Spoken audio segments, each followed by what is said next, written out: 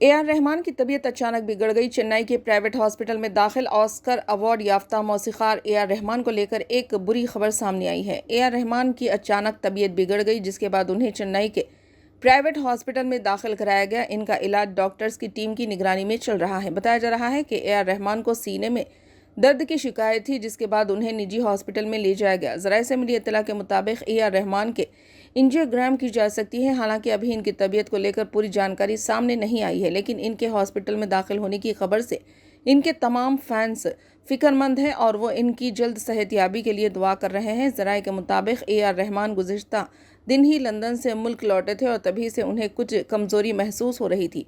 इसकी वजह से गुज़िश्ता रात जांच के लिए हॉस्पिटल पहुंचे, जहां डॉक्टर ने उन्हें डिहाइड्रेशन का मसला बताया। ए आर रहमान की बात करें तो उन्हें मौसीकी की दुनिया का बादशाह तस्लीम किया जाता है। उन्हें बचपन से ही मौसीकी में दिलचस्पी थी। 4 साल की छोटी उम्र में ही वो पियानो सीखने लगे थे। बचपन में ही वो कई सारे मौसीकी के आलात बजाने लगे थे।